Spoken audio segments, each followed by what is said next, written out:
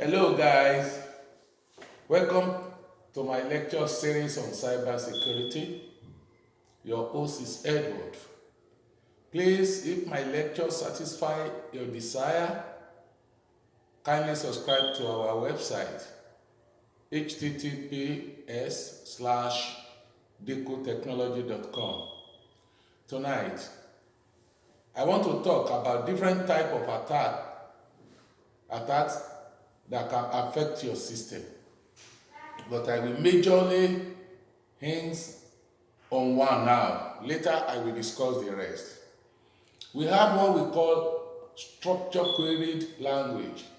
Structure query language, SQL injection attack. We also have what we call XML injection. We also have extensible markup language attack. Also, we have lightweight directory access protocol, and we also have cross-site scripting attack and cross-site request forgery attack.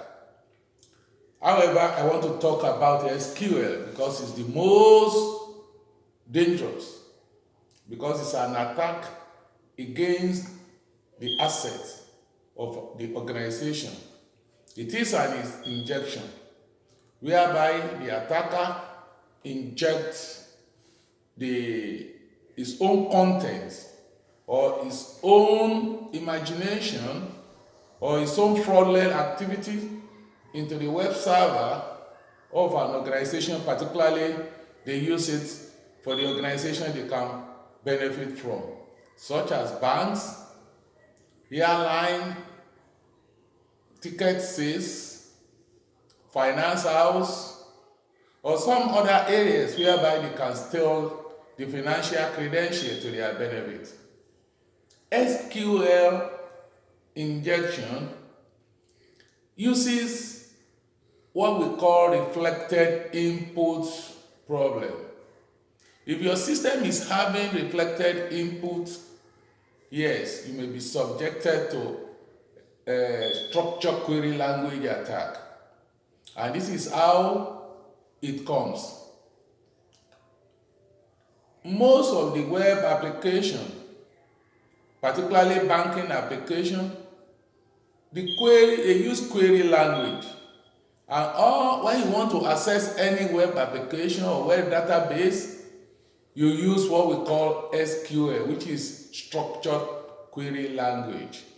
That's the only language by which you can access a website, particularly web application. The SQL injection attack. If the attacker sees or know that your system is prone to this attack, they will normally come in. And how do you know that your system is prone to this attack? There are two ways by which you know whether the system is prone to an attack.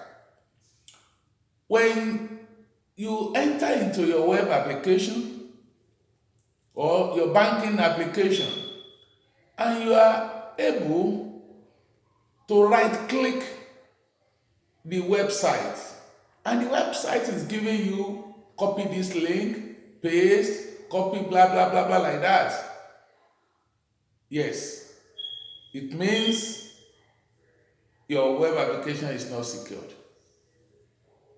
2, if a cashier posts a transaction, and when next you want to post another transaction, the last one he posted is still reflecting.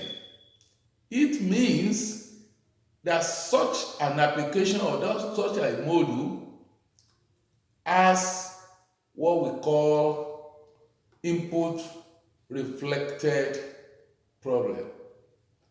And when the attacker notices this, it's a verified way of attacking such an application or such a website. And in another way, for you to know whether the bank application or the company application that you want to access has issue or can be subjected to SQL attack. When you link to your web banking application and where you want to put the narration of the transaction,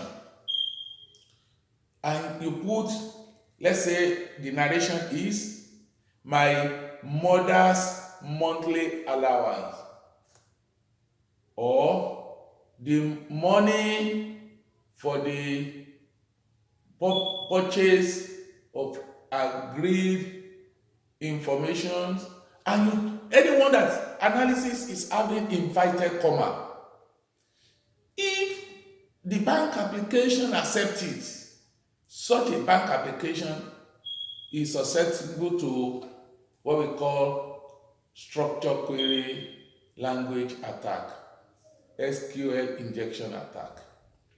In most applications, it will tell you that there is an error because invited comma is one of the language or one of the ways by which attacker use to inject the application or the website that has input reflected problem, and they escape it out.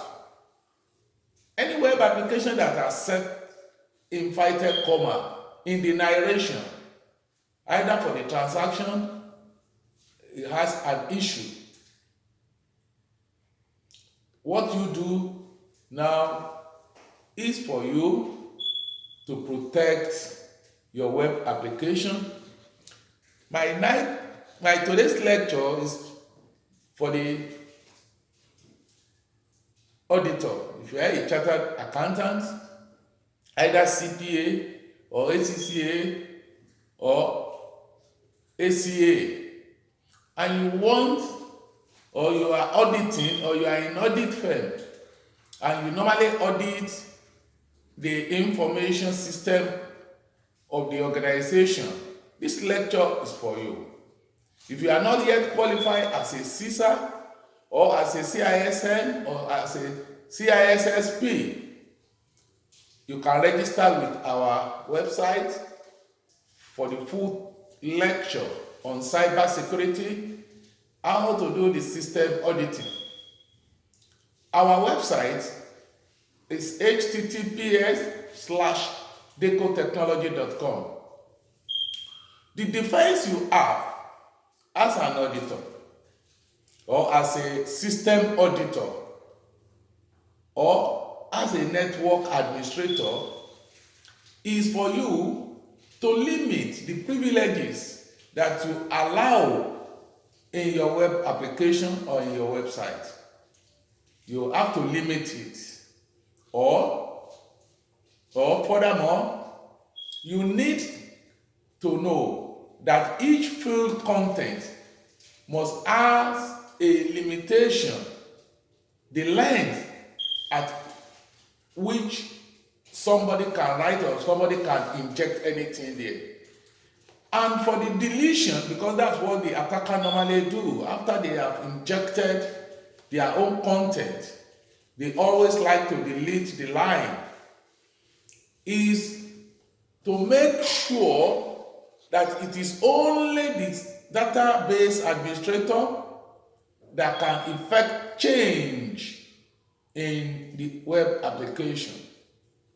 Only database administrator that can effect change. And even the data administrator that can effect change, there are processes that they need to follow before they can do it. You may register with us if you like our lecture and share it, subscribe to our lecture so that we can give you the best. Thank you for tonight's lecture. Our lecture next will be the other attacks that can affect your system and can put your database into jeopardy. Thank you for listening.